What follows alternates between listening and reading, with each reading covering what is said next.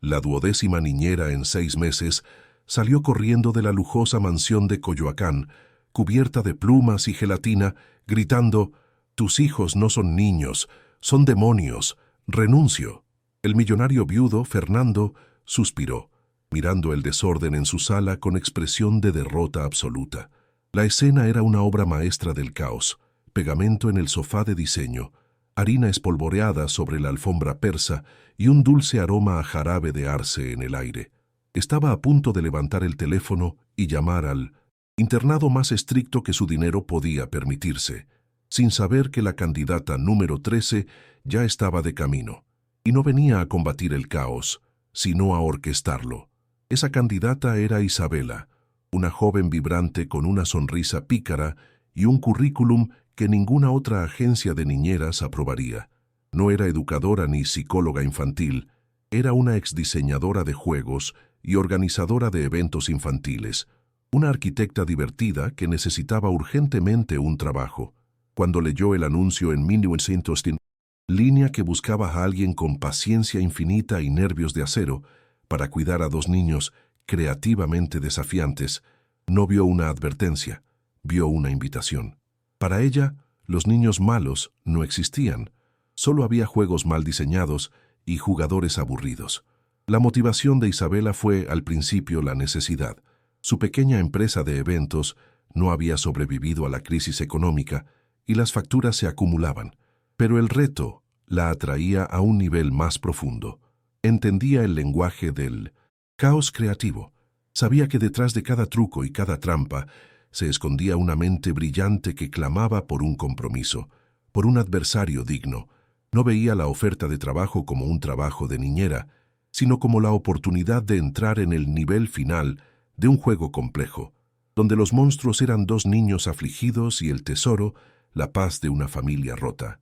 Los demonios de la mansión eran Mateo, de 10 años, y Lola, de 8, 2 genios que habían perdido a su madre, una artista famosa.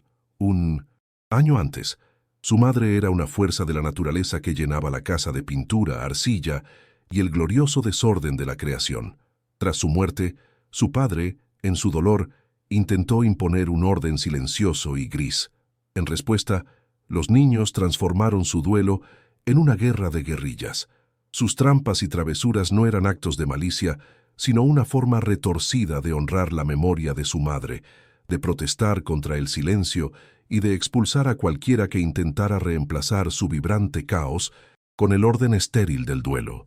Fernando, un empresario que veía el mundo en hojas de cálculo y resultados, era completamente incapaz de descifrar el código del sufrimiento de sus hijos. Los amaba, pero no los entendía. Intentó resolver el problema de la única manera que conocía, contratando expertos para imponer la disciplina y las normas.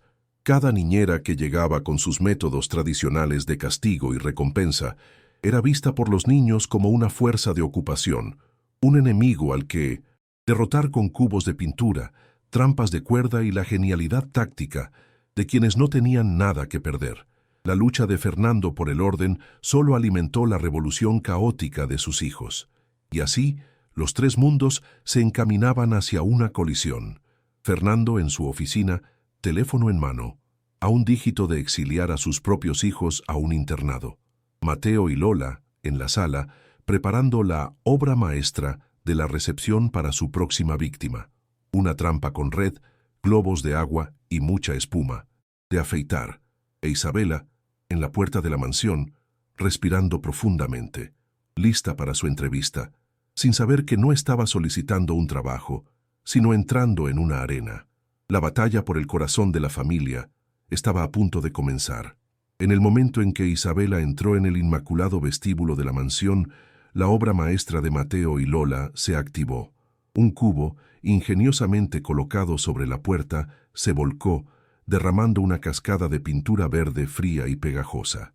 Los niños, ocultos tras una gran cortina, contuvieron la respiración, esperando el escenario habitual, el grito de horror, seguido de la rabieta, y finalmente, la despedida.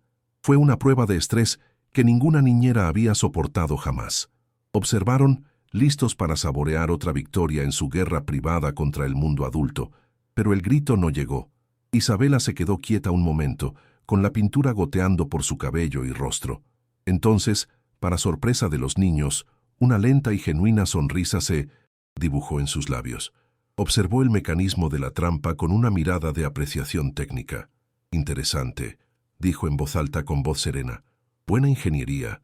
La tensión de la cuerda estaba bien calculada». Se pasó un dedo por la mejilla, miró el color verde y añadió: «Pero un verdadero artista no limita su lienzo». La reacción no fue de ira, sino de crítica de arte, y desarmó por completo a los pequeños terroristas. Mateo y Lola salieron de su escondite con la sorpresa reflejada en sus rostros. Esperaban lágrimas, no un análisis de su trabajo. Isabela los enfrentó con su sonrisa pícara, sin rastro de enojo. «Tienen talento», dijo, «pero piensan en pequeño. Están confinando su genio creativo a un ambiente interno». Echó un vistazo a la sala, al desorden de plumas y gelatina del día anterior. «Esto no es un caos, es amateurismo». La afrenta no era su mala conducta, sino su falta de ambición artística. Era un desafío que no podían ignorar. A la mañana siguiente, en lugar de ordenarles que limpiaran el desorden, Isabela les dio una nueva directiva. «Los grandes artistas necesitan grandes lienzos», declaró. «A partir de hoy, todos los proyectos artísticos caóticos quedan estrictamente prohibidos en la casa». Los niños se miraron con una sonrisa de victoria. Creían haber ganado, que su nueva niñera se rendía y les cedía el control. No se daban cuenta de que Isabela no se rendía. Estaba redefiniendo las reglas del juego, trasladando el campo de batalla a un terreno de su elección, un lugar donde su caos podía desatarse sin límites. Ese mismo día, los despertó no con una orden, sino con el sonido de una bocina de juguete. Les entregó un pergamino atado con una cinta, un mapa de desafío. El mapa, diseñado con la habilidad de un diseñador de juegos, contenía acertijos y pistas que los llevaron en una búsqueda del tesoro por la casa, que terminaba en la puerta trasera, que daba al vasto e inmaculado patio trasero. La tensión que sentían no era miedo, sino una curiosidad electrizante. ¿Qué les habría preparado esta extraña e impredecible mujer? Por primera vez, vieron a la niñera no como un objetivo, sino como una maestra del juego. Al abrir la puerta, se quedaron boquiabiertos. El césped perfectamente cuidado de su padre se había transformado en un paraíso anárquico. Isabela había preparado una búsqueda del tesoro a gran escala. Había toboganes de lona llenos de agua y jabón, zanjas excavadas llenas de lodo, pistolas de agua cargadas con pintura de colores y una montaña de globos de agua. Era el sueño de todo niño y la pesadilla de todo jardinero. Isabela estaba de pie en medio de todo, sosteniendo 2 pistolas de agua, con el pelo aún manchado de pintura verde. Miró a los 2 niños boquiabiertos con una sonrisa desafiante. «Las reglas son sencillas», anunció con una alegría contagiosa. «No hay reglas. El último que quede limpio pierde». Mateo y Lola se miraron, y la misma sonrisa traviesa que habían usado para planear sus trampas ahora era de pura felicidad. En ese instante comprendieron que ya no era una niñera a la que echar, era una reina, y por primera vez en mucho tiempo no querían pelear con ella. Ansiaban desesperadamente unirse a ella en su glorioso reino del caos. La estrategia de Isabela es brillante. En lugar de prohibir el caos, le dio un lugar seguro.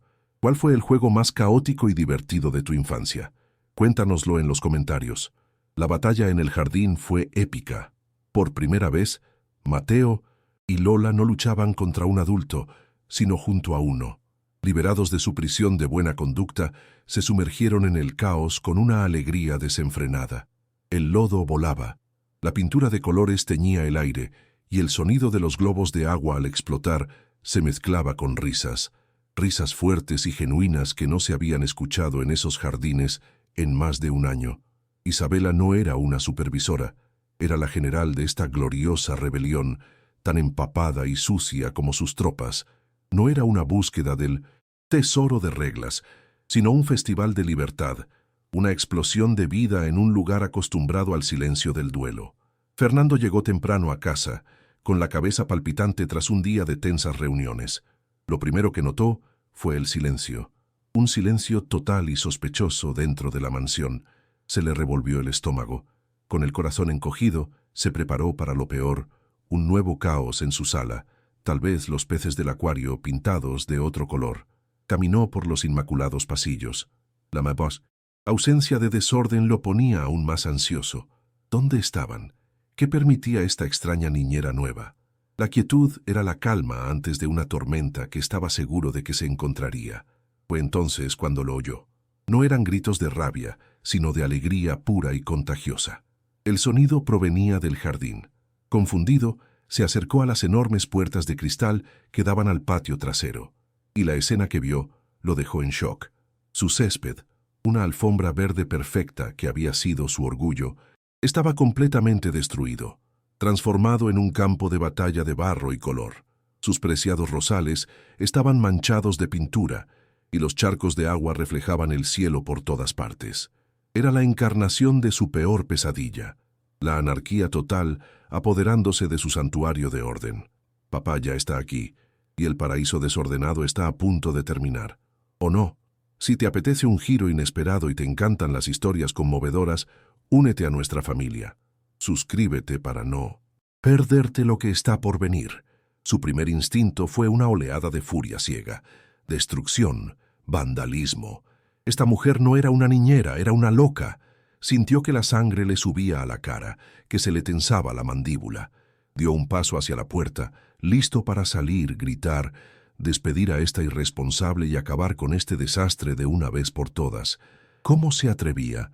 ¿Cómo se atrevía a profanar su propiedad, su refugio, con este desastre inaceptable? Estaba a punto de restablecer el orden con la fuerza de su autoridad, como siempre hacía. Pero entonces algo lo detuvo. Miró más allá del barro y la pintura y se concentró en los rostros de sus hijos. Y lo que vio lo destrozó por dentro. Vio la alegría pura, salvaje y radiante que no había visto desde que su esposa vivía. No eran los demonios que describían las niñeras, eran solo niños, liberados de la jaula de dolor en la que él los había metido. La imagen de su difunta esposa, una artista que amaba el desorden de la creación, que creía que la suciedad era señal de vida, inundó su mente. No vio desorden, vio su legado, su espíritu, vivo en sus hijos. La furia en el pecho de Fernando se desvaneció, reemplazada por una oleada de emoción tan abrumadora que sus ojos se llenaron de lágrimas. La vergüenza de su propia ceguera lo abrumaba. Intentaba obligar a sus hijos a vivir en su mundo gris de dolor, cuando solo necesitaban permiso para estallar en color. El verdadero desastre no estaba en su jardín, sino en su corazón, y supo con dolorosa claridad que ya no podía quedarse al margen, simplemente observando esta celebración de la vida. La decisión de Fernando no se comunicó con palabras, sino con una acción que conmocionó aún más a sus hijos e Isabela. Lo vieron en la puerta, paralizado, preparado para la furia, para el fin del juego, pero en lugar de gritar, se quitó con calma su costosa chaqueta, se aflojó la corbata y se arremangó la camisa blanca. Con una determinación que nunca antes habían visto, caminó hasta el centro del campo de batalla embarrado, agarró una manguera del suelo y con una sonrisa que era una mezcla de locura y liberación, declaró la guerra. El primer chorro de agua los sorprendió a los tres. Un frío bautismo de la nueva era para esa familia. Lo que siguió fue la más gloriosa y caótica de las batallas. Los gritos de sorpresa de los niños se convirtieron en risas histéricas al darse cuenta de que su padre no había venido a castigar, sino a jugar. La guerra de pintura y agua se reanudó, pero ahora con 4 combatientes. Fernando, el millonario obsesionado con el orden, se convirtió en el más entusiasta de los soldados, riendo como un niño mientras se deslizaba por la lona y lideraba un ataque con globos de agua. En ese caos de color y risas, no solo jugaba con sus hijos, lavaba su propio dolor, rompía las cadenas de su pena y reconectaba con la alegría que creía haber perdido para siempre. Al atardecer, los 4 yacían exhaustos y felices sobre la hierba embarrada, 4 soldados victoriosos en una guerra donde todos habían ganado. En ese momento, Fernando miró a Isabela, ya no como una empleada, sino como la artífice de su salvación. Comprendió su ingenio. «Estás contratada», dijo riendo. No como niñera, como directora de Caos Creativo. Tu presupuesto es ilimitado. No solo le estaba dando un trabajo, le estaba entregando la clave de la felicidad de su familia, reconociendo que su sabiduría valía más que cualquier orden que pudiera darle. Meses después, el patio trasero de la mansión de Coyoacán es un testimonio del cambio. Parte del césped inmaculado se ha transformado permanentemente en un parque de aventuras creativas, con muro de escalada, areneros y un área para pintar. Las bromas no han terminado, han evolucionado. Ahora son proyectos familiares. Fernando, Isabela y los niños planean juntos búsquedas del tesoro de fin de semana, intentando superarse mutuamente en creatividad. La casa, que antes era un lugar de silencio y reglas, ahora vibra con la energía de una familia que ha aprendido a sanar a través del juego. La niñera que se suponía debía controlar a los demonios terminó liberando a los ángeles. Isabela no manejó a los hijos del millonario, los comprendió y los liberó, enseñándole a un padre afligido la lección más importante de todas, que a veces la mejor manera de sanar un corazón roto no es limpiando el desastre, sino creando uno aún más grande, más colorido y más feliz. ¿Crees que jugar puede sanar? Deja tu recuerdo más caótico de la infancia en los comentarios. Dale a me gusta si esta historia te inspiró y compártela.